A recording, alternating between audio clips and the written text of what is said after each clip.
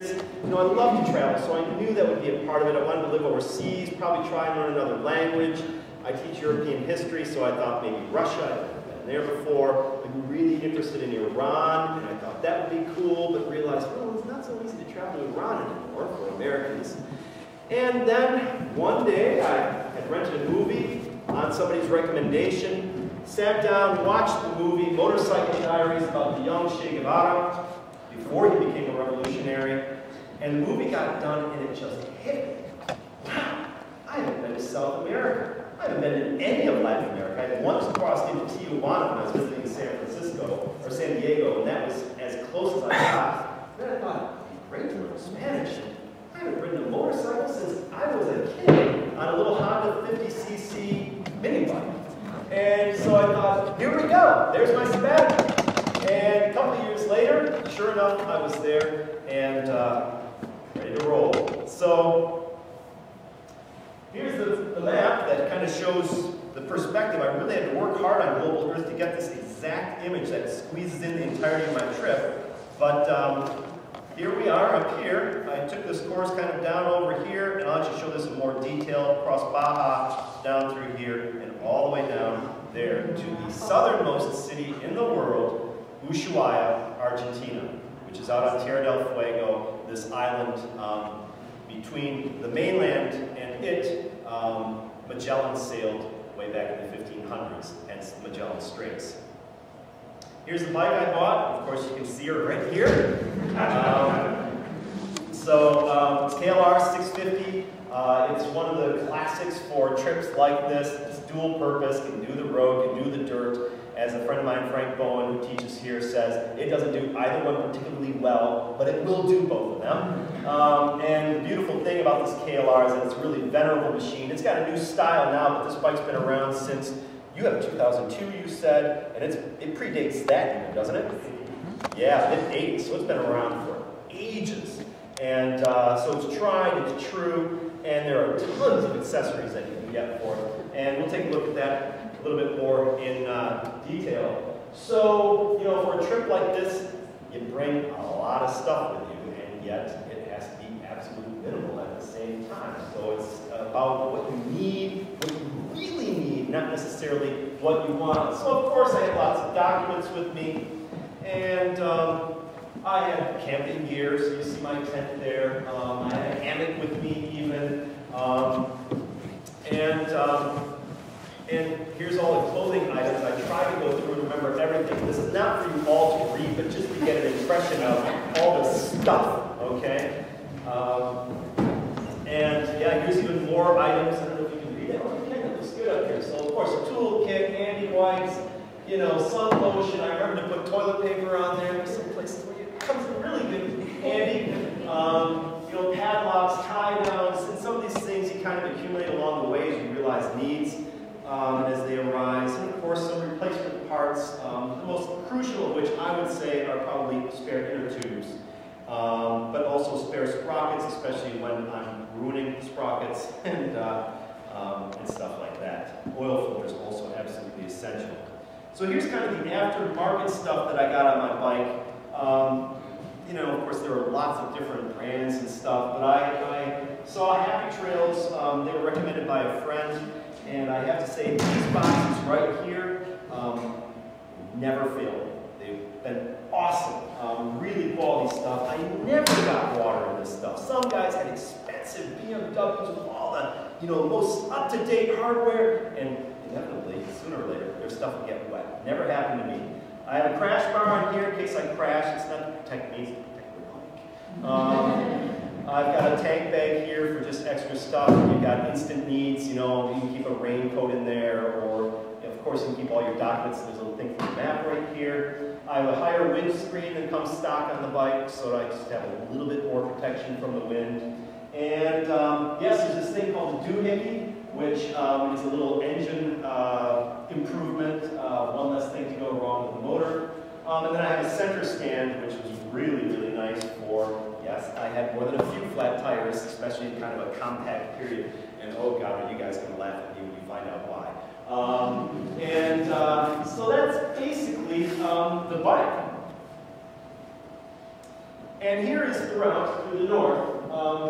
I've got this beautifully drawn line. You see all those points right there. I have this device called Spot, which I'll explain a little bit more later on. But when I got down to Baja, I met another rider who actually knew how you could get Spot to drop pinpoints on a map. And I didn't realize that until I got to Baja. So it looks like I started there. Started in Vermont, looped down to Boston, New York, then went to visit my parents in Chicago and say goodbye. They thought I'd never come home. And arced through the Midwest and then hit California, where I stopped in San Francisco, visited my sister. I stopped by Los Angeles and visited Heather Hilton's parents. Who's Heather? Oh, there she is. Hi, Heather. Hung out with her parents and her family. That's a great visit. And then went down to San Diego, and then you see how I headed down through Central America. And then on down through South America.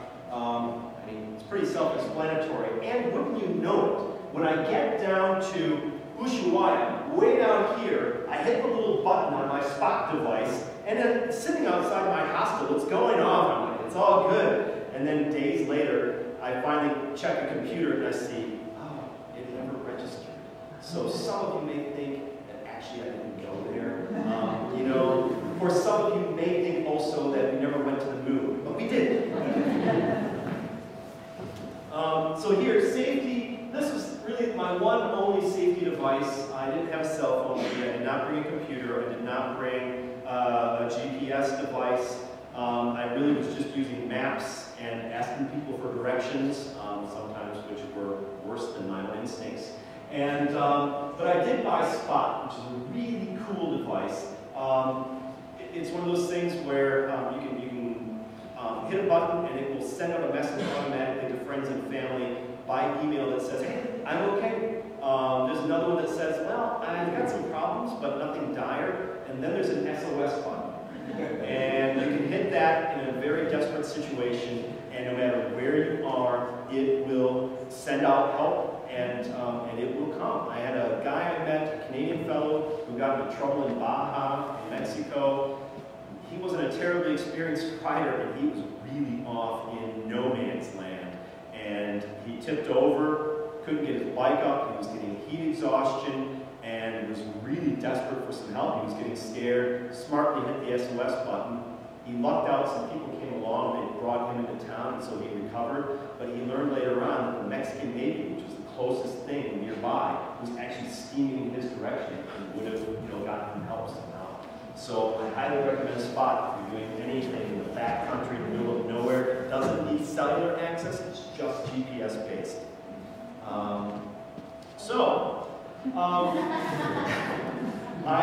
I'm really going to skip the United States. There will be a couple instances where I'll come back and mention it. But for me, the adventure really began when I hit the land south of our border.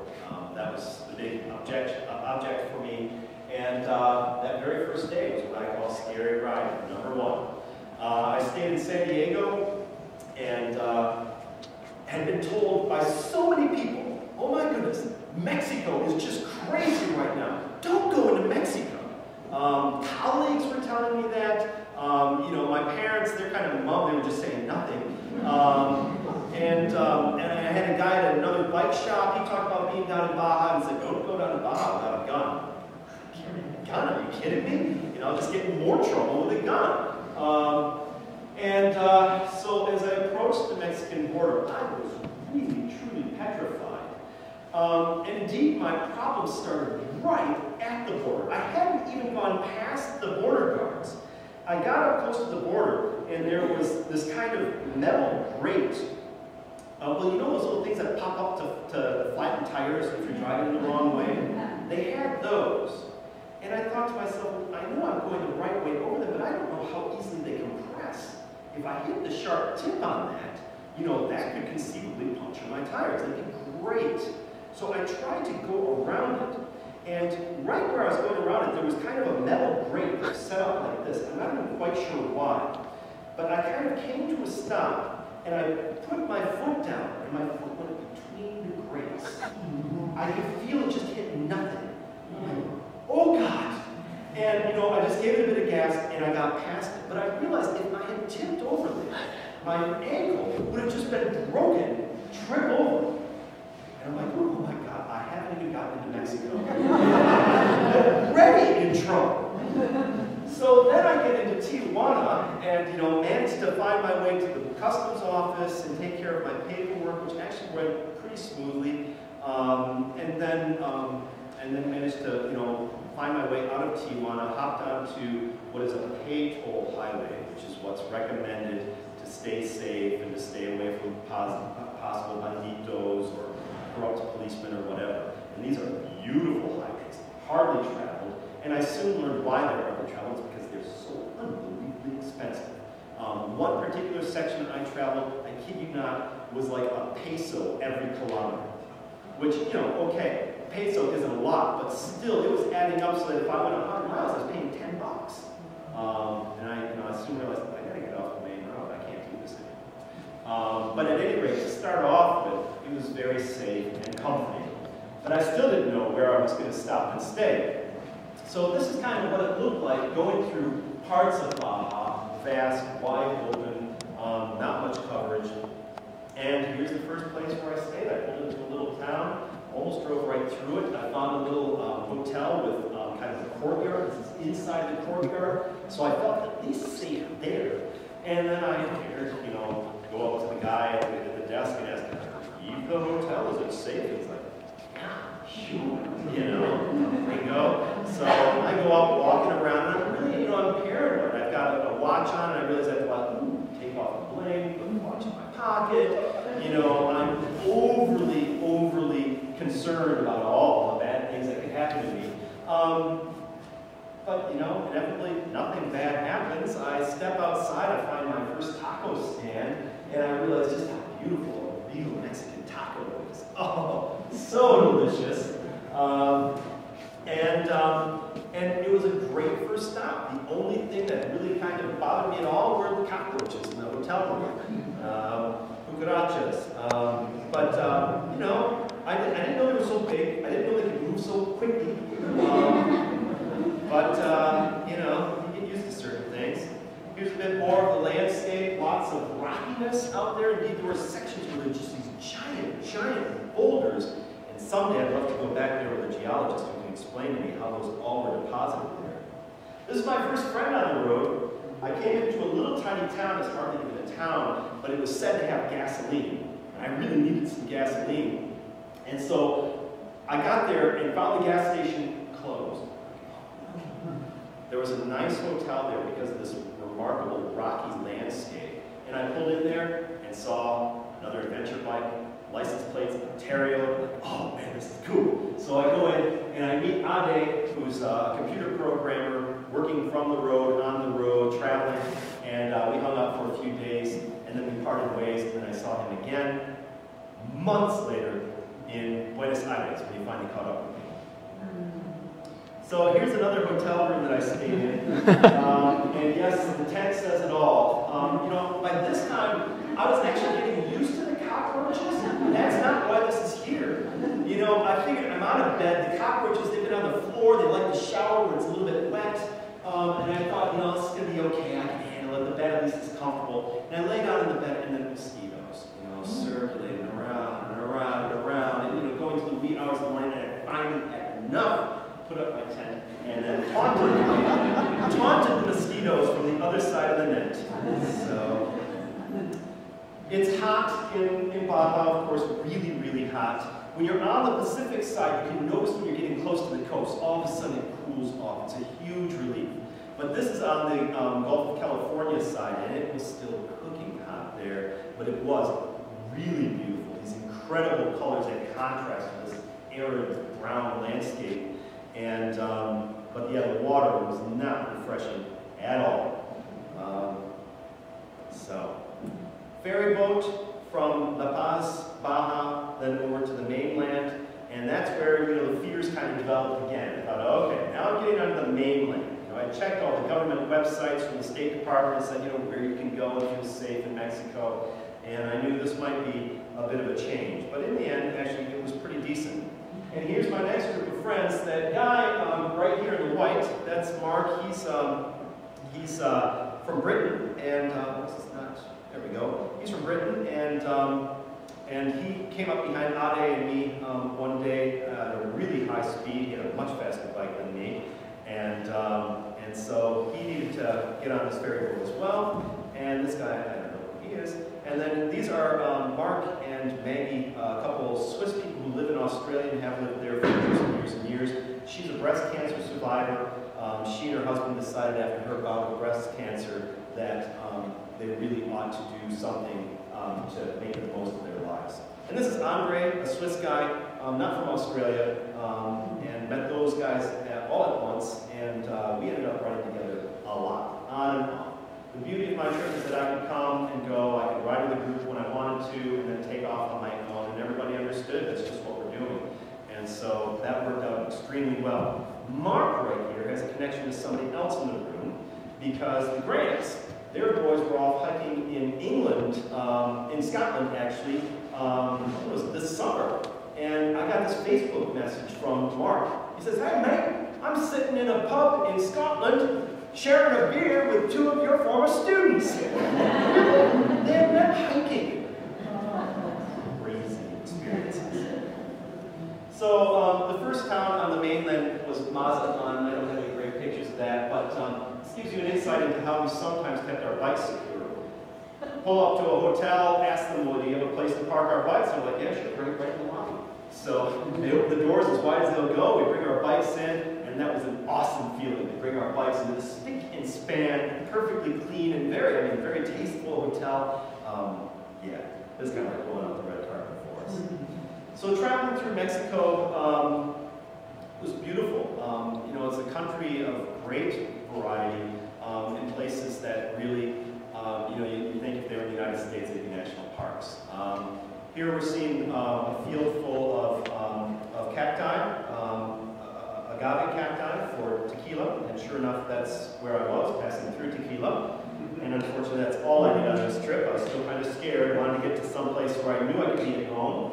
And that was in Guadalajara, which is a beautiful city, really modern, quite well-to-do. And this guy right here, Gacho, he's a former academy student, has his diploma from the academy, and was a member of my Mama UN club. So it's great to visit with him and have somebody, or some place where I knew I'd be safe, secure, and well looked after. Guadalajara, lots of culture, lots of art in that city. And for those of you who have been down to the library at Dartmouth College, you might know that they've got this incredible Orozco mural from the 1930s, I think it is. And Orozco is from Guadalajara, so I got there and saw these amazing murals, which are so powerful and such amazing social commentaries in them. And there's another kind of connection back to home, and I have a couple of those on my trip here. Sometimes I ended up in places just kind of coincidentally that were fascinating. This is the city of Morelia. I was trying to go around Mexico City. I arranged to meet with a couple of former students there, and that didn't work out, so I was like, I'm not going to go into Mexico City. And then FARC, which is that rebel group that has been carrying on a guerrilla war there, so that's very much on their minds yet. And then way out of Chilean Patagonia, kind of odd. It's one of Latin America's most well-to-do countries. But the indigenous peoples way down in the south feel neglected like ours do here, and they're protesting. Why? High living expenses, gasoline is expensive for them. Taxi cab drivers in a couple cities down there were really upset about the gas prices. Neglect from the government and dams. People damming up these amazing river valleys in Patagonia. And then in Argentina, of course, you've got the issue of the Falklands. When I was down there in southern Argentina, I was traveling with a couple of English people, and they kind of de-emphasized their Englishness when they were down. But honestly, nobody gave them any grief whatsoever. So, yeah, and also protests about poverty and workers' rights were witnessed. This picture right here is from Buenos Aires on a National Day of Protest, and those images up there, those faces are people who had disappeared back during the dictatorship in Argentina in the 1980s. Desaparecidos, disappeared. And here we see the Mothers Collective, Democratic Collective of Mothers of Oaxaca, who are looking for human rights and dignity of others. So that also connected to the drug wars down there. Scary ride number 2, we have a gentleman here who said he's been to San Cristobal de las Casas. On this ride here, started off beautifully, going through wonderful countryside, and I thought, well, you know, this would be great. I haven't camped in a long while. It'd be great to just do some roadside camping or something. But you cruise through these lands, and it's not all wide open. Even where there are no people and fields, everything is fenced. You know, there's a lot of ranching done down there. And so I looked and looked and looked and couldn't find a place to stay. And so then I thought, well, wow, boy, I better get to San Cristobal de las Casas, which is a pretty well-touristed town. And it got dark, and then it got rainy, and then it got foggy, and then I go up in elevation, and it's getting colder. I can't see a thing through the fog. There are indigenous peoples walking on the road with no reflective anything on them. There are washouts from all the rain that's been going on down there. There are dogs running around. There are cows occasionally on the street, and that was a really petrifying trip. And I was really relieved to pull into San Cristobal de las Casas and to, you know, not be nervous and afraid anymore. And it was a great, beautiful town. Up in the hillsides, so it's cool and pleasant.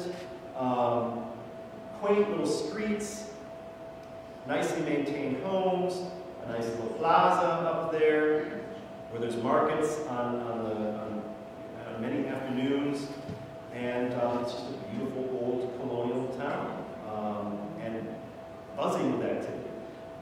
So that was definitely one of my favorite cities in Mexico, although many really fantastic. So camping. I'll talk a little bit more about camping, but I did bring a hammock with me. This is under what they call a palapa. Yeah, in this place, since it rained a fair amount, I was pretty happy to just be, you know, under a palapa in my hammock. Here you can see it from a different angle. It has the net on it so that the mosquitoes are not getting in. And worked out pretty well. I didn't sleep terribly well in it. I was a little bit frightened when I came back one evening. Oh, this is a place where I parked my motorcycle after meeting a French couple. We'd gone out, gotten tacos, came back, got off my motorcycle, standing there getting gear off my motorcycle, like, oh, it's itching. What's itching? And it was fire ants. I parked my bike right on a fire ant. And they don't waste time. They really go for the flesh right away. So, you know, then I kind of ran back to my hammock, was ready to get in there, and I saw a kind of a dark thing creeping around on the frame. And yeah, it was a scorpion. Yeah, I heard somebody say it was a scorpion. I just left it alone. And it left me alone, thank goodness. So we're in southern Mexico, and of course it's the home of the Mayans. And there's some great some amazing ruins down there. Jade mask. I've had one of those. Then, so, back here. So here's the map again. So I was just down in this area. Shoot, let me do this. It's just down in this area here. And then I crossed into Belize. I could go on and on about Belize, but I won't. Then into Guatemala, where I'll show you a couple of things I saw, and then came down here to El Salvador. And here you can see my course mapped out a little bit more precisely. You can actually have this thing do a constant networking, and it'll show exactly where you went on every road the whole time. I just had dropped waypoints as we went.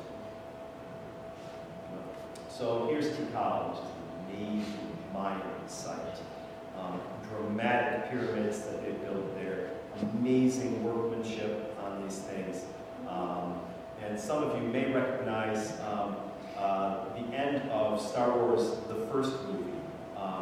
They have this big festival celebrating the defeat of the Empire, and it's actually at Tikal. I realized the last time I was watching that. It's kind of cool for geeks like me. So people talk about roads in Latin America, and the stereotype is, of course, that the roads are awful. Here, of course, you see one instance where I was very glad to be passing this in the daytime, not at night. But really, things like this were the exception to the rule. The roads down there, by and large, were pretty good. It was clear there had been some pretty big investments in infrastructure in many Latin American countries, They don't have as many paved highways as we do. They're not as big or wide as ours, but the roads they had were, generally speaking, pretty good. So do away with that myth. See you guys. Thank you for coming. But rain is something that nobody can do much about, just ask Vermont. And they had floods down here as well. And this is a crossing we came to where they told us the water level was about 20 feet above the normal flow of the river.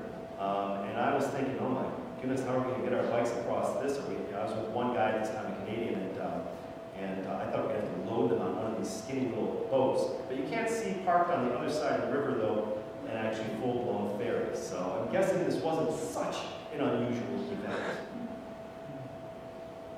So small towns are some of the places that I enjoy the most. It just feels more authentic there. You're away from the other tourists, and you get to encounter things like this, religious processions, which I think are a pretty good mix of both Catholicism and some indigenous practices there as well. And so it was a real thrill to watch ceremonies like this and see the people in their native costumes and have it be unstaged, unscripted. It's just authentic. And that was something that I really appreciated in many places. Yeah, here I was hoping to take a shortcut around Guatemala City, which is rumored to be a really nasty city, the capital city of Guatemala. And I've been told, oh yeah, you can take this other road. And I got up there and saw, oh yeah, if I do that, I'm going to die. So this is a moment where I can show, oh, was I? Because I did turn around. Albeit, some other people I met later said they did go through there and had a great ride, and then I was really jealous. But I was alone at this point in time, and I wasn't going to do anything stupid. This is the road back down. Beautiful countryside. It was tough to turn around. Antigua, Guatemala is a beautiful, beautiful city in Guatemala. 3 big volcanoes all around it. When it's not raining, you can see them. One of them is active. A really magical place. Great food there if you knew where to go. We figured that out. Really, Guatemala, fantastic food. I really loved it. And lots of avocados. Anybody love avocados? I've got a business idea. Okay. And this was one of my most memorable meals on the whole trip. This is, so I was sitting at this little restaurant that I read about. You go into a storefront. It's just a little tiny storefront at the end. They've got the bubble gum and a few pastries and soda and all that stuff out there. And then you have to go to the restaurant in the back, and they'll let you through past the counter. You can go in the back, and it's something that really just the locals know. So I'm sitting there, and in walks a whole family, 3 generations of women, and there were like 2 boys along with them as well. And I'm like, oh, wow, I guess I got to make some room at the table. So they all kind of joined in with me around the table. And so this girl's sitting next to me.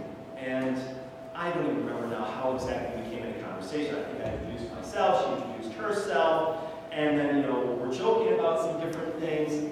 And at some point in time then, somebody asked me, so, are you going to take her back to America with you?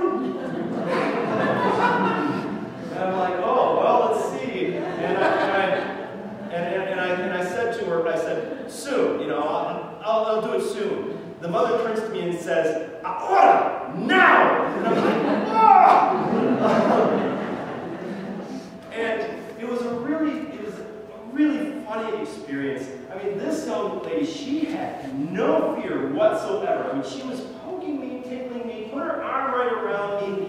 And it was funny because, you wonder, okay, what's the subtext of all this? I mean, when they're saying, take her to America, I mean, do they really, in a way, kind of mean it or not? And so I just left that meal, with kind of lots of food for thought. And it was just a really funny thing. And somebody had said at one point in time that, oh, she could be your queen. And it just so happened that Grandma, they must have been at some event prior to this, had a Mayan crown with them. And so sure enough, they put that on and we take pictures.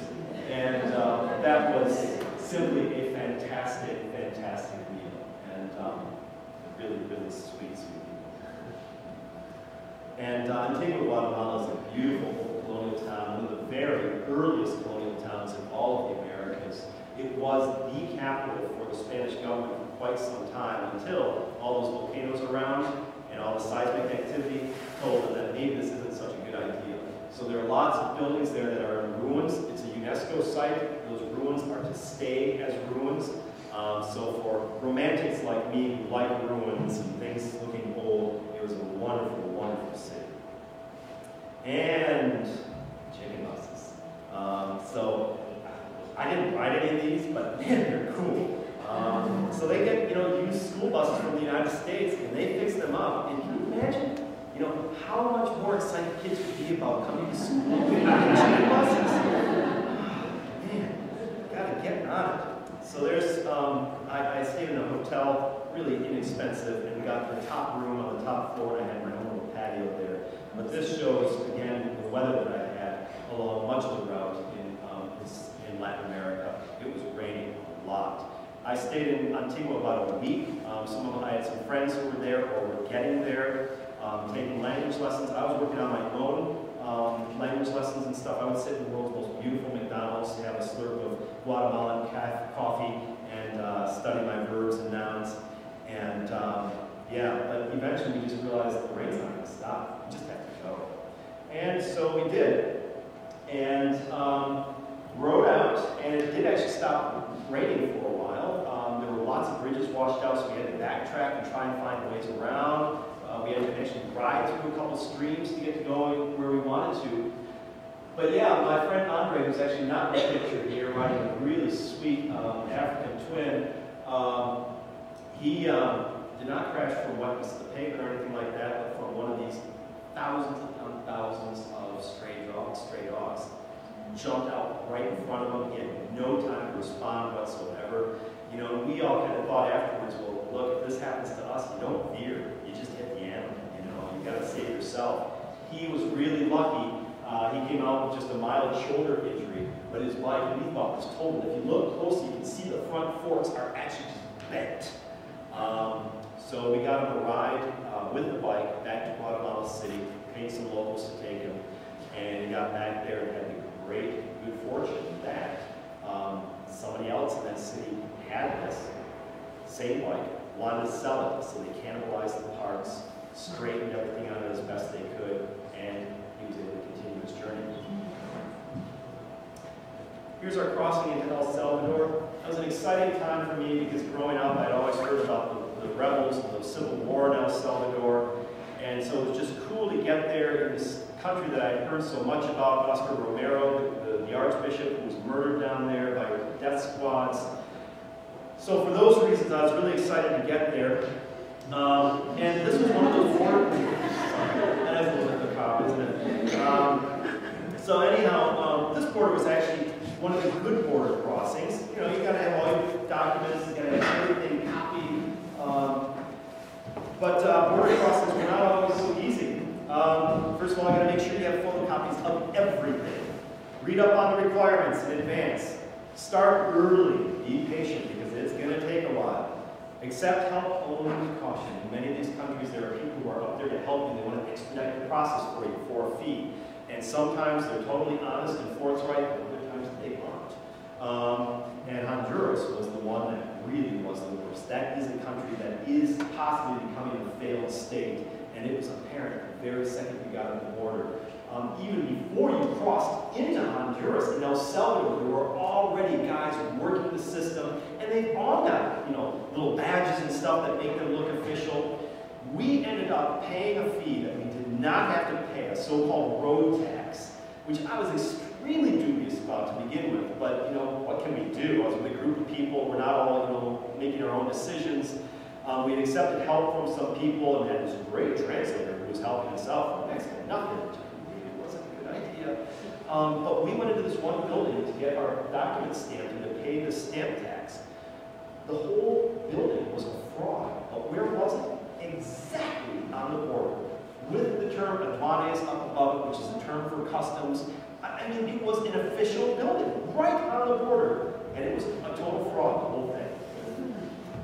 But, $30 we lost there, which is pretty aggravating when you know how far you can go with $30 there, but anyhow. But this is how we looked, at least Nick and Ivanka, who I crossed with that day, crossing into El Salvador. That was a nice, quite orderly crossing. El Salvador, land of coffee.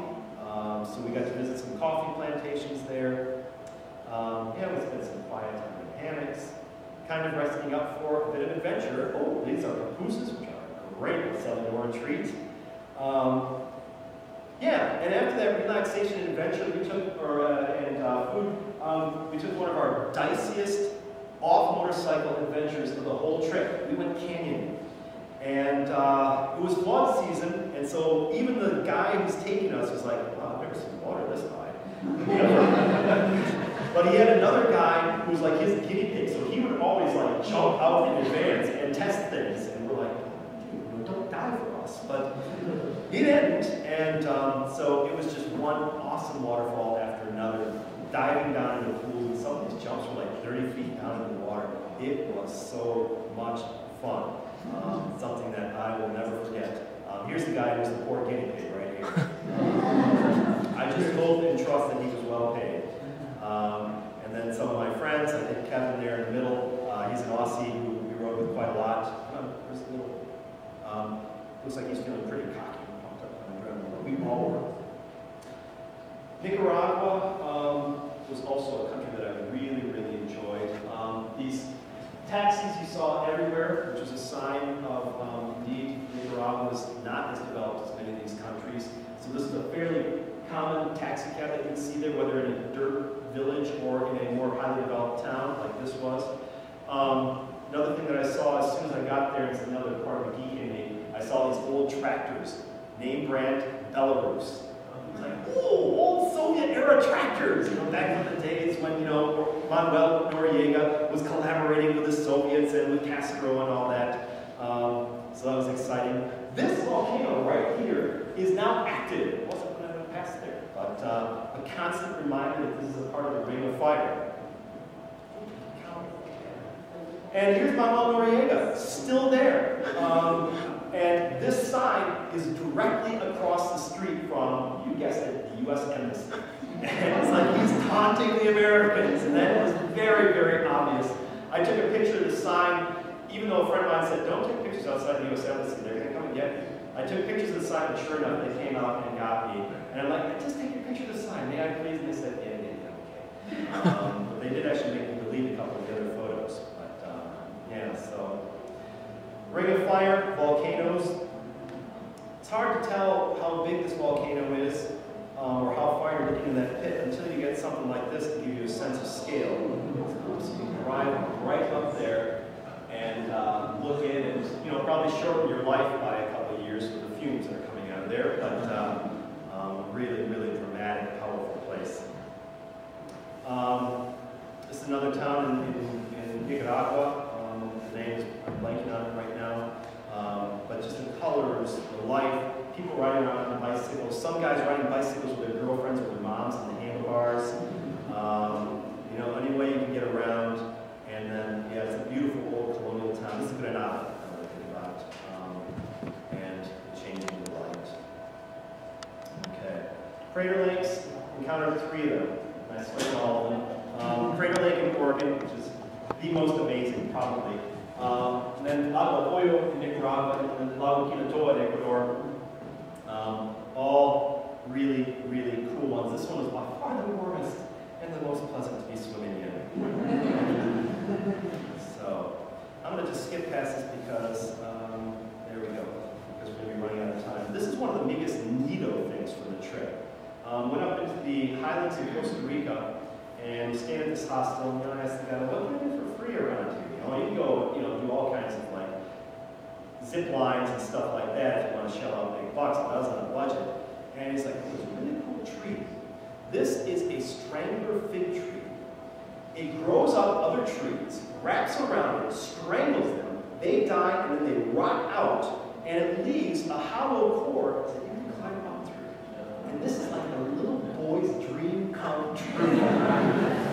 So you can climb right up through this tunnel, if you will, and then emerge out at the top and you find friends. These are not monkeys. Well, there were howler monkeys around there. And then you had a view over the canopy there.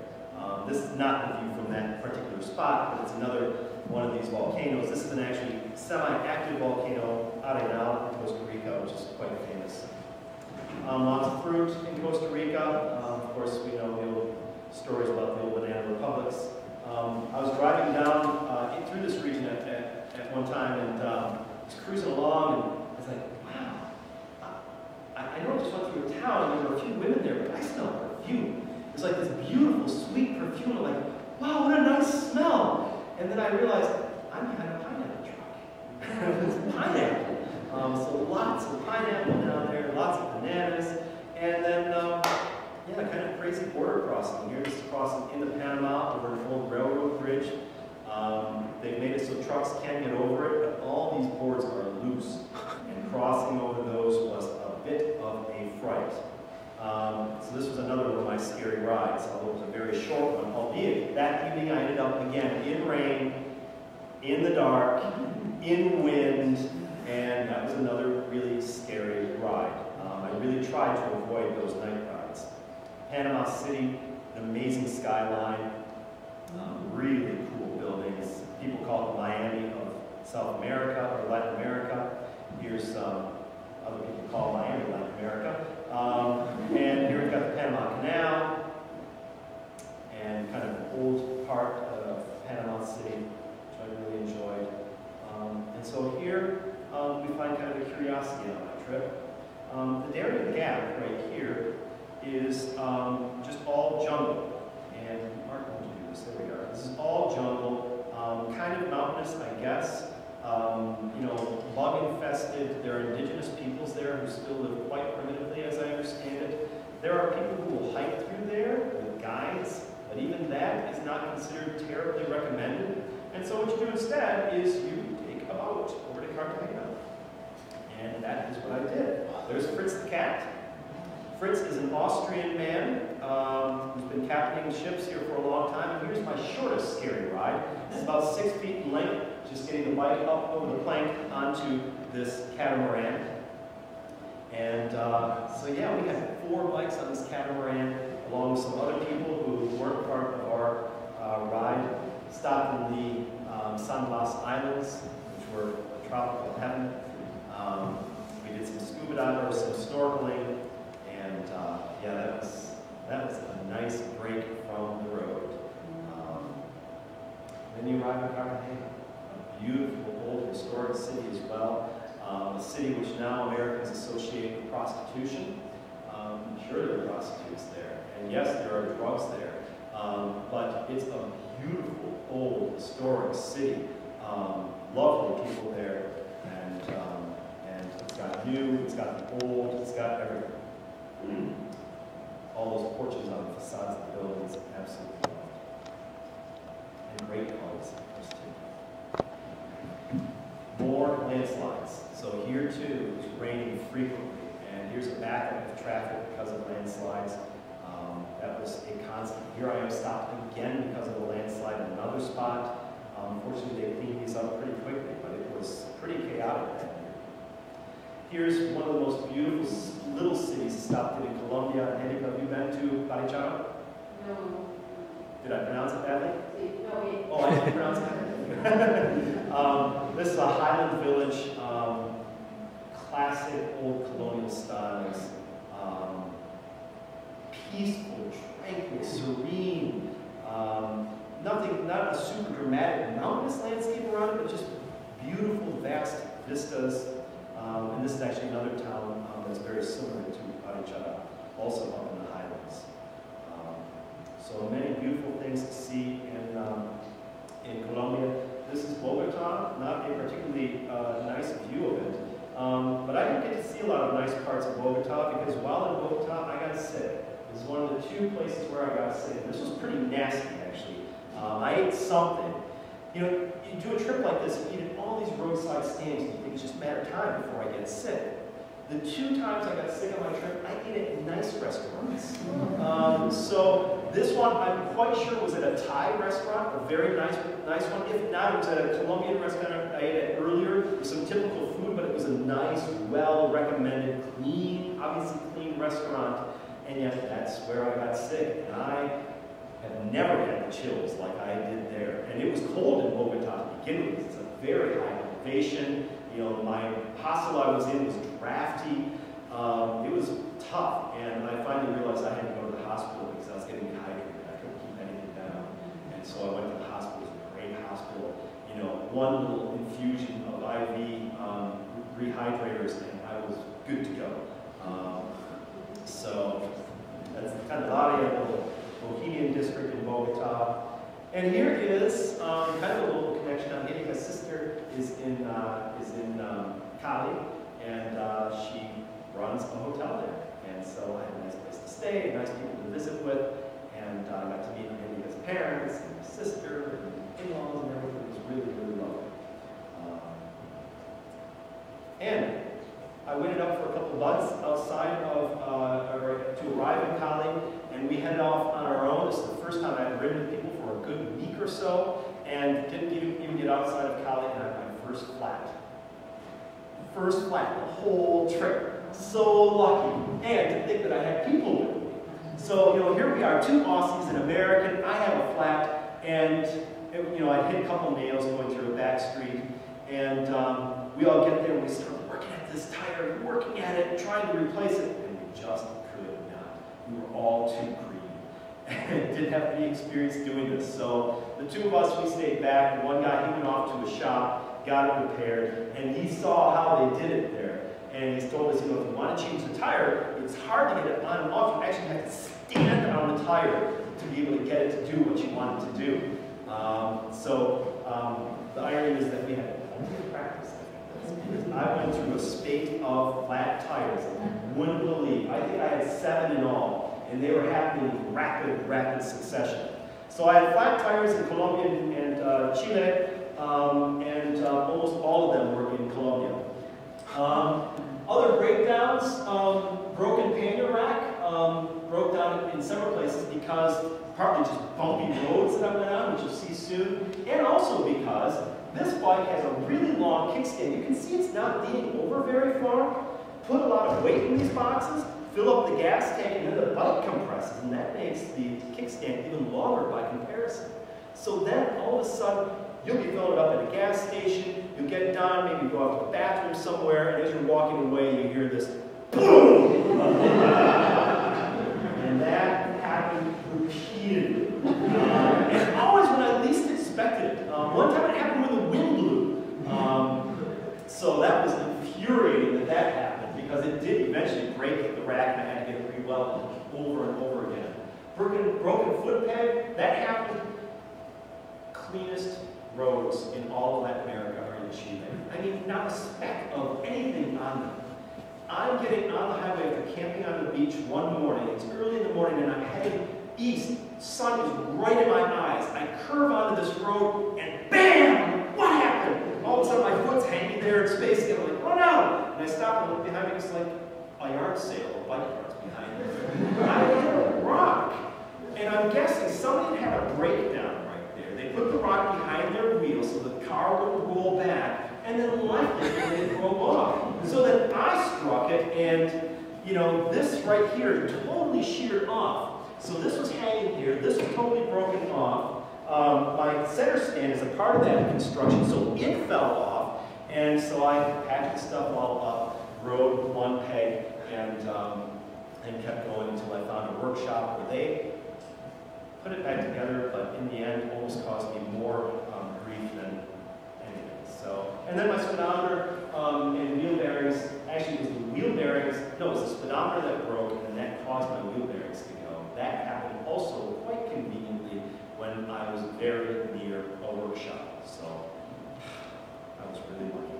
Here's another broken or flat tire. And here's another one. This time the military guys at the checkpoint were like, oh, we'll come and help you guys out. And the confession about why I kept getting so many flat tires. A couple of them were legit. They were because of nails or something that punctured my wheel. But the real reason that a number of these happened was because I was buying inner tubes that were too small. And so I put the inner tube in there and it felt fine, you know, but it was overinflated. And, you know, I was getting so paranoid after this happened several times. You're like, when's the next one happening? Every time you go around a corner, you're like, oh my God, what's going to happen? And so anyhow, you know, at times it would feel just a little bit strange, but I'm like, what's wrong? You know, the inflation is right, everything, you know, and then it struck me, hello, you've got to get a different size inner tube. So that just goes to show how green I really was. And so here's a stop I made because I was paranoid. It was also a nice spot for a photo. More scenery from Colombia. And now we're in Ecuador. In Quito, it's a beautiful modern city. Amazing. You know, I got sick of churches. You know, I've been to so many churches in Europe and churches now in Latin America, and after a while it's like another church. But this is one dating back to the early 1500s in Quito. And it is amazing. No space left untouched, and certain things in there in an adjacent room were actually quite impacted by Moorish influence in Spain at that time. 1492 being the year when the Moors were finally kicked out of Spain, so this is just a short time thereafter. That was a church of note. And then this is another mountainous city. There are big mountains right nearby, beautiful climate. Oh yeah, we did get pulled over by the police as we were trying to leave Quito. This was brilliant. So, like many cities in the world, they have problems with pollution, and so they, you know, what do they do about the pollution? Well, places like Bogota, Colombia, have a great bus system, superb bus system.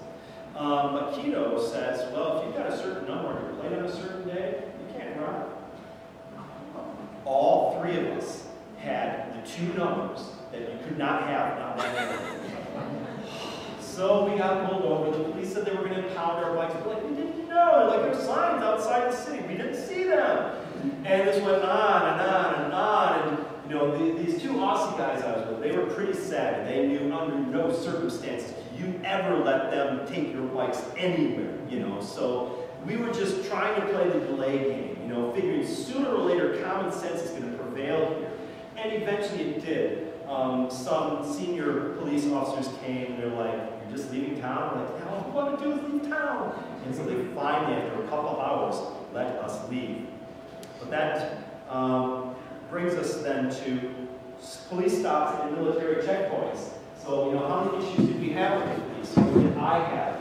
Not a lot, actually. You know, there were lots of military checkpoints in Mexico, Guatemala, and Colombia, but by and large, those folks were professional, even friendly, helpful at times. So most of that stuff was fine. I was caught with my passport once on arriving in Panama. That was bad. I was riding with a local guy, an American who lives there. He fixed up my bike when it was in need of some repairs. And he said, hey, let's go for a ride. Little did I know he was taking us to a border area. I didn't have my passport with me. I thought I was going to his workshop and coming right back to the hospital. Next thing I know, we're going through border guard checkpoints. And finally, one of them stopped, and I thought I was going to be in jail. But these guys in Panama, they phoned up, since I didn't have my papers with me, they phoned up where I had entered in Panama, and talked to the guys, hey, remember a guy who was on a black tail or Kawasaki? You're like, yeah, sure. Did he do all his paperwork? Yeah, he did. Okay, you can go. Goodness. In Colombia, I did end up paying my only bribe on the trip. I was on a really curvy road, and I know they've been having accidents there. It was obvious they had police all over the place watching for people who were passing. But I'm stuck behind trucks that are going like 10, 20 miles an hour on this road. You know, and in these roads, in these countries, you just get used to zipping past everybody. That's the norm. And in some places, they totally expect it. Like, come on, what are you waiting for? You know? So, you know, I zipped past the people, and there's a military or a police tent set up just watching you. So they flag you on over, and this guy got me for I think like $10.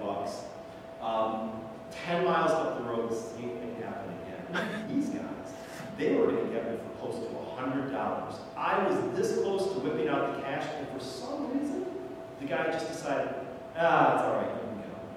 I was like, dude, he was right there for me. But thank goodness he didn't.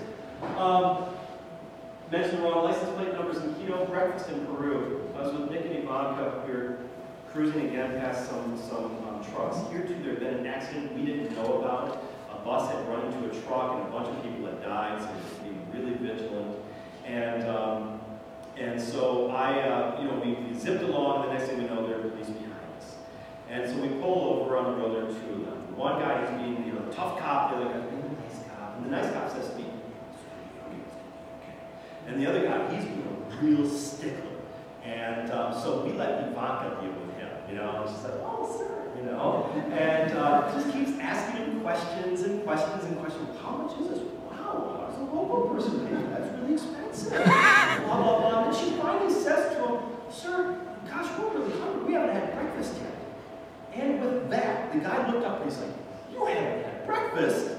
And all of a sudden, they got in their car and said, follow us. And so they take us off to the only decent breakfast place around. And we thought, oh God, well, here we go. We have to buy them breakfast, whatever, no big deal. That'll be fun, actually. So we go in there, they go in ahead of us, order everything for us, and then have a good breakfast, bye. So that was one of our crazier encounters. And then Peru requires a particular type of insurance on your bike, kind of a no-fault insurance like we have in many states in the U.S. And thank God I had bought that. I'd almost ridden without it because it was really hard to find. Or if you got just the regular policy, it was super expensive. You couldn't get like a 1 month one if you didn't look around. And there was a checkpoint for that, but I had it, so it was all good. So that was about the extent of the police stops. Christmas time was in a little beach village with some of our friends, and Mark there, he was a chef, and sold his restaurant, so good cooking, and some awesome riding through some really dry, crispy countryside there, which is what we loved. Swidden agriculture, slash and burn was very common in this area, and they did it a lot. And then here's the third crater lake, it's Lago Quibatoa, up in the highlands of Ecuador. Really, really cool crater. Yeah, this young lady right here, she's probably 12 years old, probably about this tall, wearing her traditional outfit with traditional shoes, working on the super steep footpath that they're constructing there. These are indigenous peoples. The nice thing about this area, I mean, okay, child labor not great, but I'll tell you, this area, at least the indigenous people, they're doing all the work, they run all the hostels, and they're making all the money of the tourists that are going up there. So that at least was good news. So there's me swimming. And here's the highlands of Ecuador. One of the high points on the trip in terms of just scenery and amazing rides. The day started off just brilliant with that great weather. Rode for a while through scenery like that on total back roads. But keep in mind, back road there, you think you're in some really crazy place. Nobody comes here. You come around a corner on this really terrible road, and there's a city bus right in front of you. Oh, okay, it's not so so removed here. It did end up getting rainy, and eventually we came out of the rain, and then had this scenery of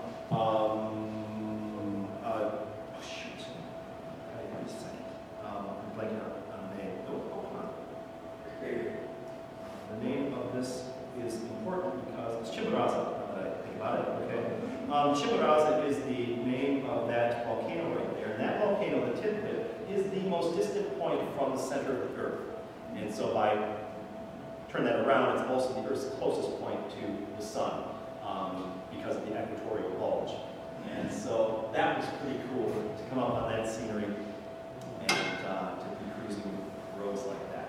That was really, really incredible. Breathtaking day. If you were hungry, you knew where to stop. You'd see the painted pig out front. That was advertising we got fresh meat. These were frequently still dripping with blood. And yeah, if you like pork, it was the place to be, but frankly, I got a little bit tired of it. Ecuador did not impress me with its cuisine, at least there. This is Banos, a fairly touristed town. This volcano has also been erupting, And this is actually a place where I had a little incident with my bike that I had forgotten.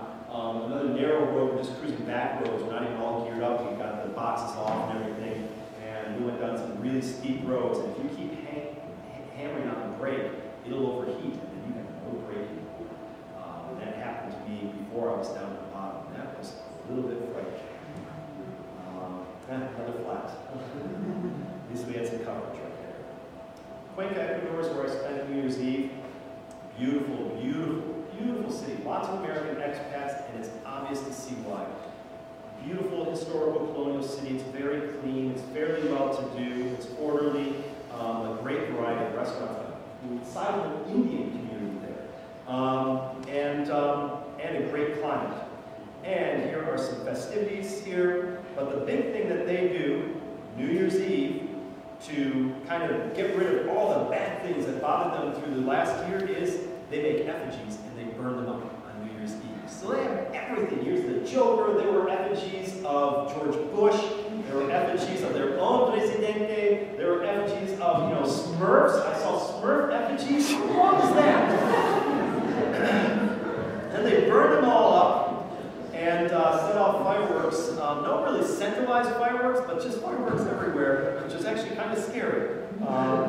That was a fun night. I got a new tire here. The crazy thing is, here I'm kind of a wealthy Westerner traveling around, and if you meet somebody and say, hey, I need tires, like, oh yeah, I'll set you up with a discount with my buddy. So, I go someplace and like, well, hey, if you put a Continental sticker on your bike, I'll give you these at a cut price. Oh, thanks. Very slippery roads. Heading out of Ecuador into Peru. By this time, I'm with actually a pretty good-sized group. We actually met some of these people just on the road, going the same way. And here's Dan after he fell. He's a Dutch guy. And continued up the road a little bit, then his girlfriend fell. To their credit, to their defense, their tires were really old. They knew they needed new tires. And another landslide. So landslides everywhere on this trip. And there's a little lady with a stop sign out of it. Peru. Peru, in terms of just varied landscapes, is amazing. Here we are taking this zigzag road up to some pre-Incan ruins called Puebla. And you get up into that countryside, and here's the scenes you have. It's too bad that there were clouds there, but these are ruins that date back, like 1200s, or actually I think more like around 1000. That's 80, of course. After that, I was just with James, this guy from West Virginia, really nice fellow. He and I were together for a little while. And we stopped at the spot because it was a really pretty spot, but it was really foggy. But it's the first kind of heat we had through the clouds at all. We took a couple pictures, and we're about to get on our motorcycles again. So we got our backs to this valley. I actually got on my bike and then realized, oh, the clouds are lifting. And so all of a sudden you can see down to this valley, and then they kept lifting until that was the scene. That was quite possibly the most electric moment on my whole trip. It was mind-blowing. And then we rode through scenery like that for probably 2.5 hours until we were down in the valley, riverside, and stayed in this little tiny town that was really off the beaten path. But like everywhere else, infrastructure investments, more roads. These dry lands into this canyon called the Cañón del Pato. And eventually you come across all these twisted mountains, loved forces of the earth. James made the comment that felt like we were riding on a border, for those of you fans. And then you encounter a sign like that. And you're like, oh, I think it's such a sign. We're going to be dead any moment now. What it's actually telling you is that you got a few tunnels coming your way. This canyon, dirt road, single lane, 40 tunnels. And it's one after the other. If you look closely, you can see down here, I've got one in my rearview mirror, and then one just up ahead of us. You go through them, you honk your horn, have your lights on, make sure nobody's coming the opposite way. This also had a scary ride along to it, because I came to the end of one of these tunnels, and there was a landslide coming down. Nothing huge, but there were a couple of boulders this size, and I couldn't stop. I just didn't have time, so I just gunned the bike past it a couple small pebbles hit my bike, and that was it, but another wonderful moment for me. And that was a super dramatic ride, that particular valley. Yeah, these roads were causing my stuff to start breaking and cracking, so I had to come up with new engineering techniques to put these pieces back together. But a little bit of ingenuity. And then we're back up in the mountains again. Snow, the peaks. Oh, then we ran into Kevin. Kevin was broken down on the side of the road, and we're coming along on the highway like, oh, hey, that looks like a bike like Kevin's. It is Kevin. Because there aren't that many of us. This is then heading into the area around Nazca, which is, at this time, is where the Dakar Rally was heading up. So many of you have heard of the old Paris-Dakar race. The Dakar race is held in South America now, ironically, because Africa got too dangerous. And so we went to the compound, checked out some of the machinery, helped ourselves to a free breakfast at the crew pit, and got to check out a little bit of that scene and some of those big rigs, which was pretty neat. Stuff. Yeah, and then I took off on my own. It was too hot in Nazca. My friends were waiting around another day. I just wanted to get out of there. So this is a ride where I left Nazca, where it was approaching 100 degrees, went straight up, these zigzag roads, and within an hour, I'm putting on, another layer, and then a half an hour later, another couple layers, and after 2 hours, I had every layer of clothing on that I could get on. Because I had changed elevation so much that the temperature, this was one of the coldest rides that I took. And it was colder than what it felt like this morning, let's put it that way. It was really, really cold this day. But again, crazy countryside, and then we're at Cusco, which is near Machu Picchu. Beautiful, beautiful city. Lots of Incan stonework here. This is a 7-sided stone here. Historians are apparently not sure if that has some kind of significance, but I mean, even just the stonework there is amazing. They do run around wild. This is not one of the wild ones, but famous for their fur, which is super soft and makes lovely sweaters. Here's an alpaca, who's very interested in that guy's hello. Marketplace. And this is the ride where we got as close as we could to Machu Picchu. Another canyon road, hot spas at our destination, and then hike kind of a 2-hour walk through a valley, and then you're at Machu Picchu. The next day you go out there and you see more Incan stonework and this really amazing, amazing place, which you guys have all seen in other photos. It's remarkable. I didn't have a mystical experience like some people claim they have up there, but this is more about me than Machu Picchu. And once in a while, good old Western food. Big hamburger. Oh, very appreciated. So here we're heading out of Machu Picchu, stopping for a little coffee break, as we did from time to time. And here we are camping again. So, actually, I'll come back to camping in just a moment, I think. But this is the first place where I saw the Southern Cross. I was waiting to see the Southern Cross, and my awesome friend pointed it out that evening. And so here, we didn't have any wood for a fire, and so I was walking around, I was like, oh, hey, there's a dung here. I've never made a dung fire before. So I went around collecting all this dung, and next thing you know, we had a nice, cozy little fire, smelling, but what fires are smelling?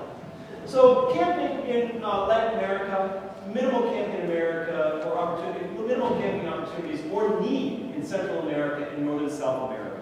The poorer countries don't have people going camping. And you can stay in hostels there so cheaply, why would you go camping? Whereas where you've got a middle class, like in a sizable middle class like you do in Chile and Argentina, then there is camping. And I suspect in much of Latin America you'll be seeing more camping as living standards and income increase. So, Islas Flotantes of Lake Titicaca. This is another high point of my trip. So these are indigenous people who were chased out by the Incas and literally chased out into the water. It was the one place where they could be safe. And so they made their own floating islands using reeds. And they just kept piling reed on top of reed on top of reed. And next thing you know, they have their own little flourishing civilization out there. which of course tourists can go out and visit. And this guy's demonstrating how they do it. I've read some people who say, this is so unbelievably touristed, it's awful. But, yeah, it was touristed, but they're not looking for handouts, they're not even charging you to go to the islands, except you gotta pay to get out there on the boats, and they pay them. But it wasn't, I thought it was actually quite pleasant. And they just keep laying more and more reeds on. Eventually the stuff breaks away in the bottom and washes away, and they just put some more reeds on top. So they've got a whole little floating civilization out there. And then, of course, there are real islands in the lake as well. This is Amantani, the highest island in the world. Here you can go out and stay in people's homes. So these are people who speak Quechua. They're local people. Folks, these islands are breathtakingly beautiful. And if you think about America or Europe, we would have those islands totally developed. Those islands are reserved for the indigenous people. And to a certain degree, many of them still live the way that they have for quite some time. That's the simple home that he lived in. It's expanded so he can take in some tourists like me. You see a power line there, but his house did not have power, which was lovely. And there are old Quechua ruins up at the top of this island. Hungarian friend I made there. And maybe I was just in a really good mood because we did some really tacky stuff, but it was just so fun. In the evening, there are some old ladies hauling. They grow quinoa there. They grow, I think they grow corn there and some beans as well. And the crazy thing here, the men, in order to impress the women, what they do is they show off their knitting acumen. So you literally see men walking around knitting stuff and impressing the women with what good knitters they are. And apparently when you've made something really good, if you've got a real sweetheart you're interested in, then you'll present that to her. And Church students, I think they would hear this. But yeah, so anyhow, they dressed us all up in local garb, and we went out for a night dancing. Local dances to local music and stuff. And here is the lady of the home where we were staying. This, you know, and she still cooks in her kitchen, no chimney, makes amazing food. And he kind of went, why don't you build a chimney so you can have some better, ventilation? But I'm sure they're getting there. And they are really, really sweet couple. It was an amazing visit. Highly recommend.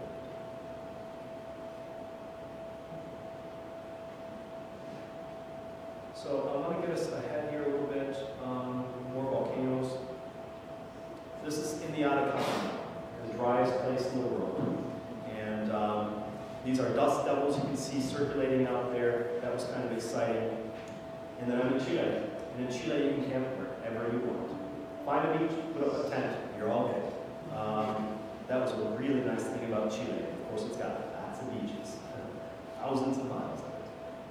Here is a pretty neat remnant, 1,000 years old at least, and you can still see it on this hillside. Pretty neat thing. Seemingly really random. Tell me those weren't made for your paintings, huh? So, Humbertston is a ghost town. They used to mine phosphate there. And I've been looking for connections to St. Johnsbury on this whole trip, and in this whole town, I found them. So I was thrilled. I walked in and found these old Fairbanks scales. Of course, the Atacama, it never rains there. Everything's perfectly preserved. And so that was a real treat for me. Another crazy thing was, while I was there, I was interviewed by a television crew. I was like, ooh, I might be on television. And I think I was, although I did not manage to catch it. Months later, I'm back in the United States. I'm reading an article in the Washington Post. And it's this woman who's been to Humbertston. She said, man, a really crazy thing. While we were there, we were interviewed by a television crew. Well, that's weird. So was I.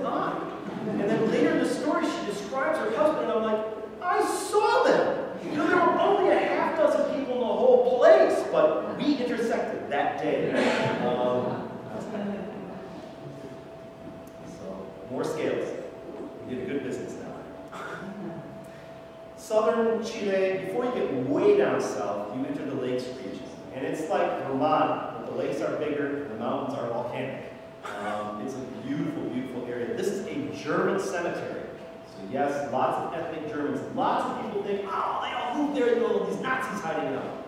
The Germans were moving there in the mid-1800s. Okay, so they've been there for a long time. Of course, some Nazis went there because they knew they had relatives or connections that they used there to hide out. But most of these Germans had absolutely nothing to do with the Nazis in Germany.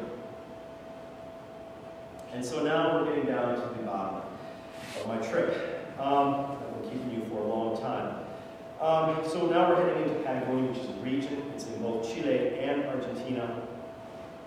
And lots of boats down there because we're hugging the coast, and you've got to get from kind of like, you know, one peninsula to another, and others are, you know, going through the mountains to get down there. It's really tough. There just aren't many roads. Another flat tire, rather inconvenient, just as we're waiting for a ferry boat. And this is kind of our welcome in Patagonia. Rather foggy, cold, and that was a bit disconcerting. And then we saw, oh, gas shortages. Thanks.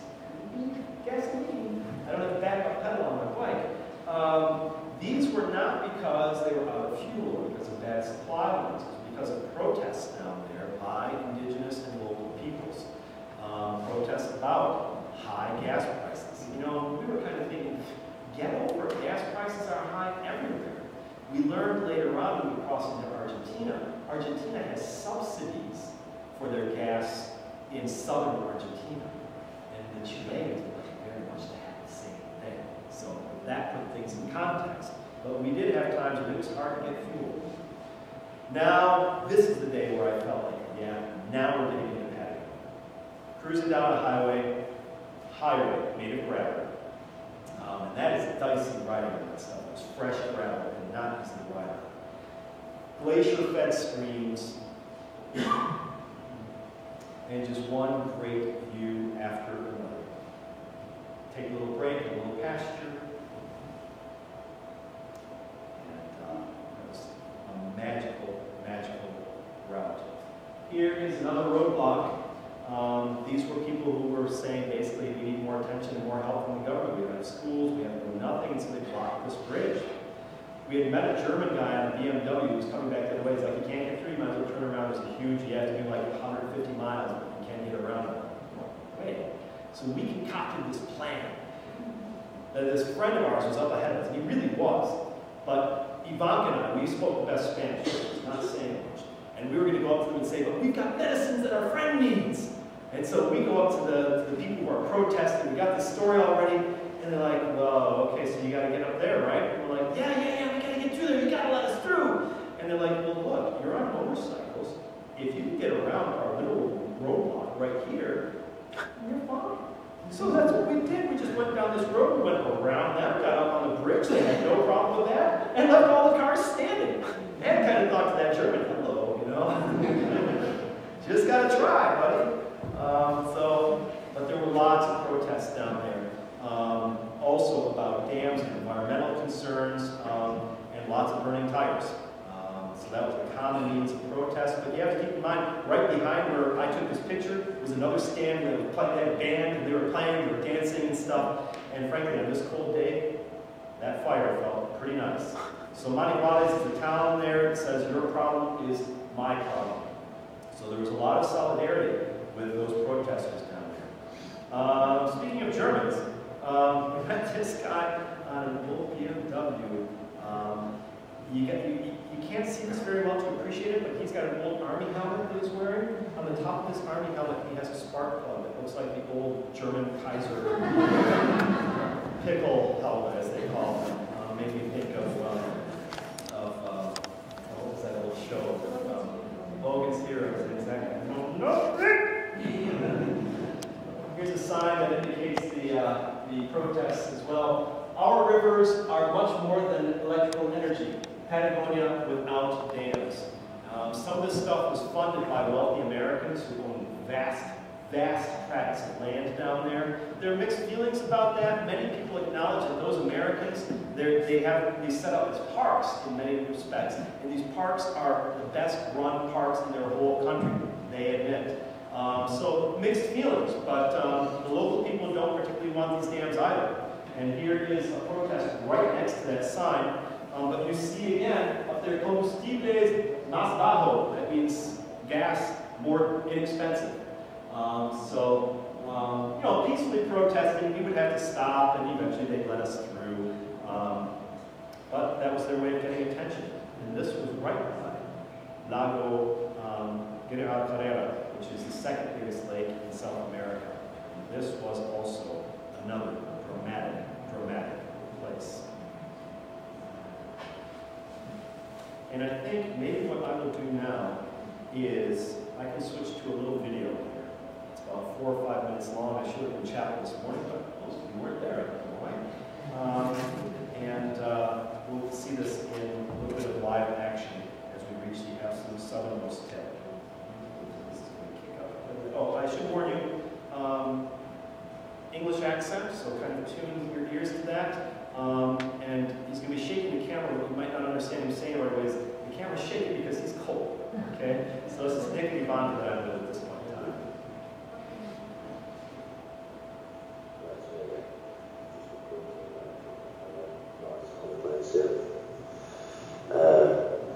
Very noisy. There was some big tremors during the night where big slabs of ice were falling off into the water. And at one stage the whole platform shook.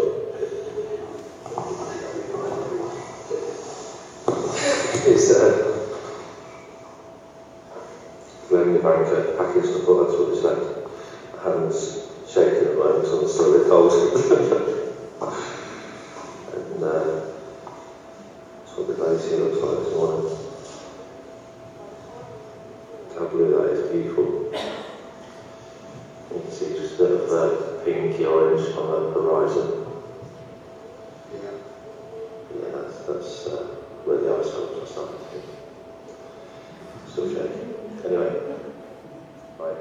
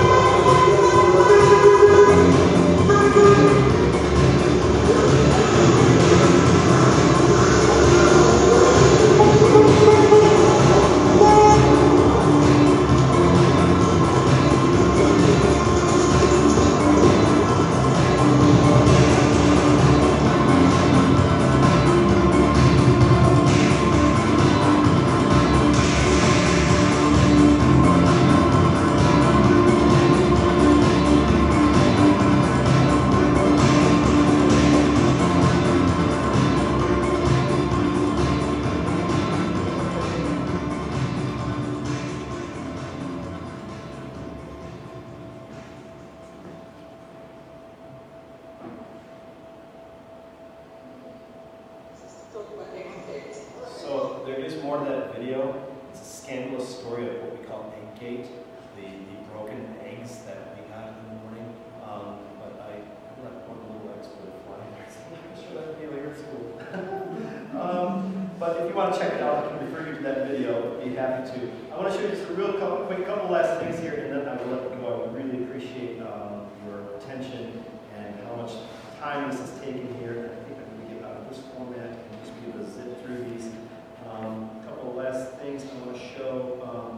Oh yeah, this is the longest I went without a gas station. 372 miles. Required extra gas tanks packed on the back. A small few-liter one in here, and a bigger few-gallon one right behind me on the seat. That was a really, really long trip. Down all gravel roads. It was almost all gravel. Let's see here. Here's another. It's another scale from a competitor, from Vermont House Scales. Here's the Magellan Straits, and then we're down at Ushuaia. Ushuaia is the view of the bay there. It's the southernmost city in the world. It's filled with people who are angry about the Falkland Islands. William, go home. Prince William had just been dispatched to the Falklands, and so they're saying, William, go home, they're Argentine. And it's the self-proclaimed capital of the Falkland Islands, which the English disagree with, and I think the English can continue to disagree with, considering their naval fleet here in Argentina. A little bit antiquated. And another scene across the Beagle Canal there, named by Charles Darwin. Here was a neat little ride across Tierra del Fuego and more back roads, crossing some water. And yeah, here's one more sign that I think is worthy. You're heading back north. The winds are unbelievable. It's a fight. And you can see how tired Nick was after that. He just passed right out. He was actually twitching as he laid there. Of course, I could show you more, folks. Here's a sea lion that we saw on the way north. We had hoped to see some orcas eating seals. We didn't get to see that, but that does happen in a couple places along there. It's a wonderful sunset. World's best brats. I did get up to north of Buenos Aires are the falls of Iguazu, which maybe you've seen in the movie The Mission. These are some of the most amazing waterfalls in the world. They make Niagara seem rather trifling by comparison. And then finally, here in the city of Rosario, I kind of met the maker of my trip. This is the birthplace of Che Guevara. And so when I got there, I kind of felt like, yeah, I've kind of done an intellectual loop now, if you will. Bourgeois home that does not exactly hint at the revolutionary he was about to become. Then pack your bike up and send it by plane back to the United States. While I lived in Buenos Aires, I lived there for 3.5 months. I worked at an orphanage for teenage girls. A friend, Mako, here got me started. And I'm not going to claim I did anything grand there. I went there, met with the girls, dined with them, taught a bit of English and stuff like that. But this is a very simple place with a lot of kids who have really tough stories. There's Belen means Bethlehem in English. There's Maria and Pato, which I don't know why they call her Duck. That's what Pato means. And as you see, I have a little bag there. If you'd like to leave some donations, no pressure, I'd really appreciate it. And those will be going to benefit the girls at this home. And I'll take some questions. Otherwise, thank you so much for your attention and for staying for so long. I appreciate it.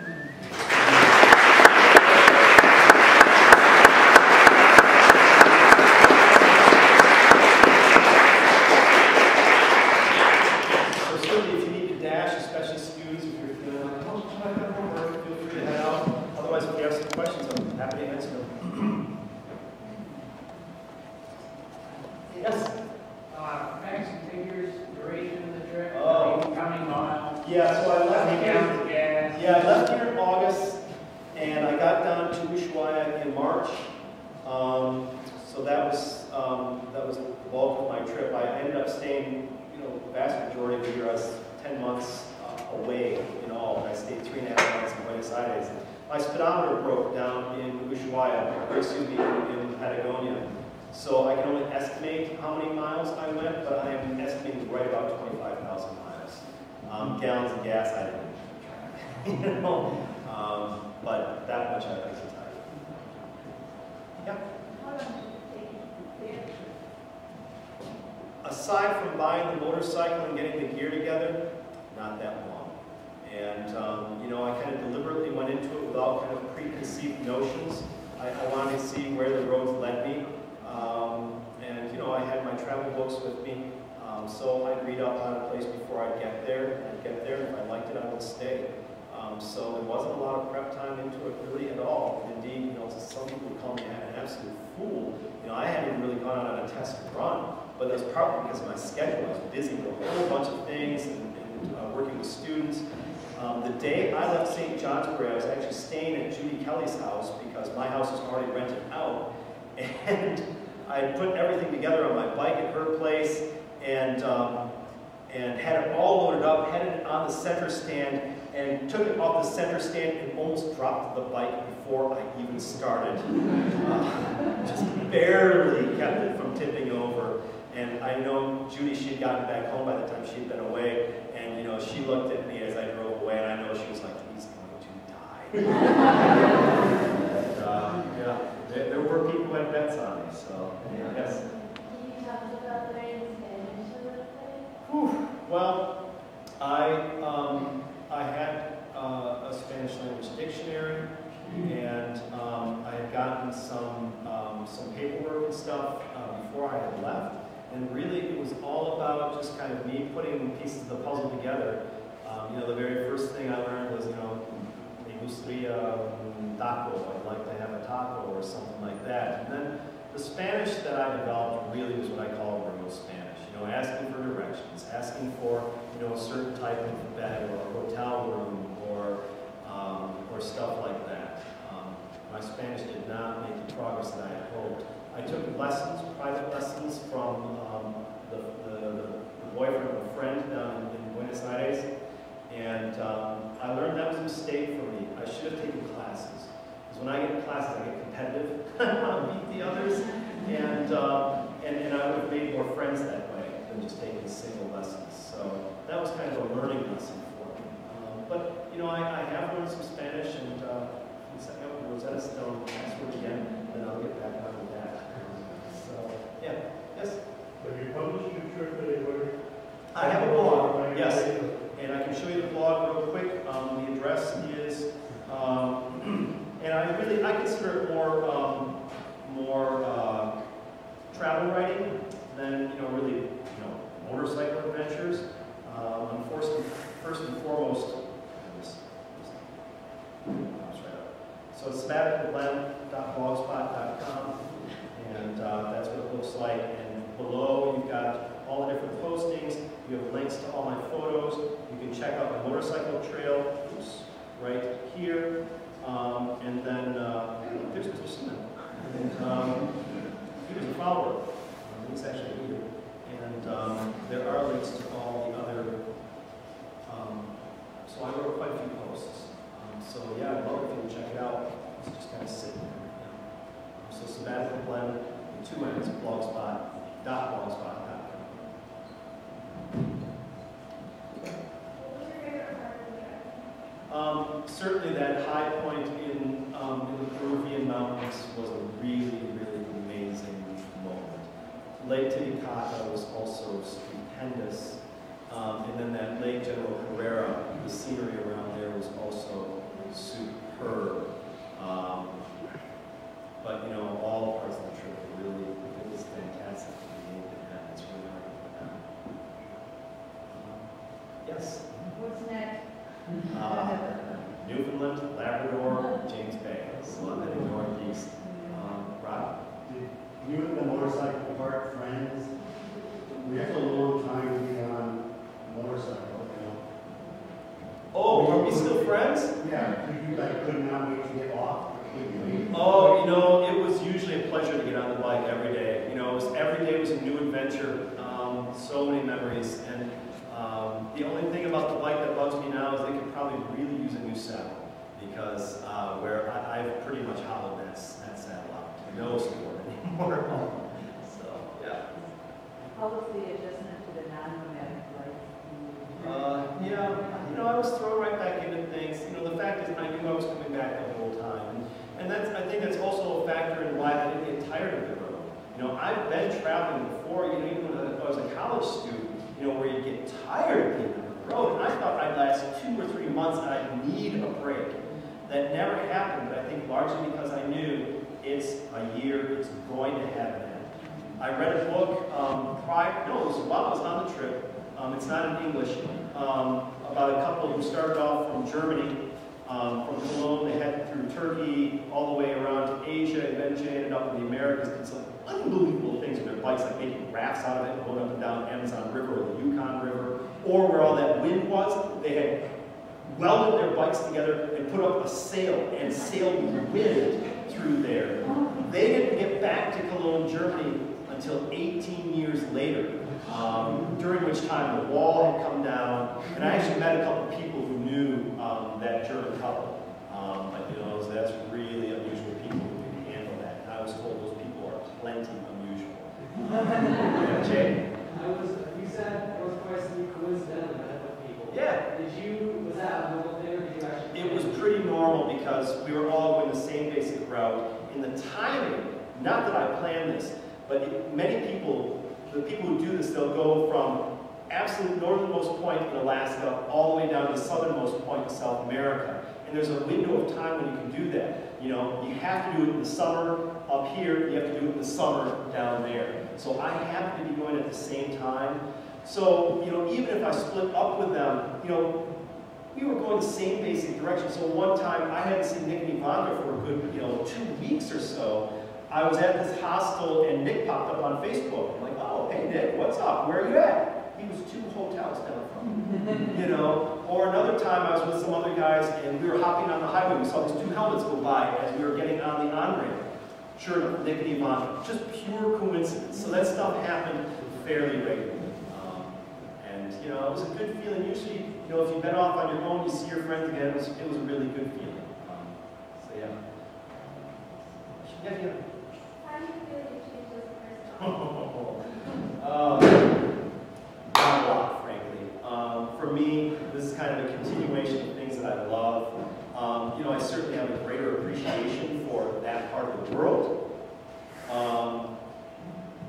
I have more knowledge of it, I've got a better sense of it, but I'm not even going to state that that's overdone. It's not like I stayed someplace and really, became a part of the culture. I didn't. My Spanish is still rough.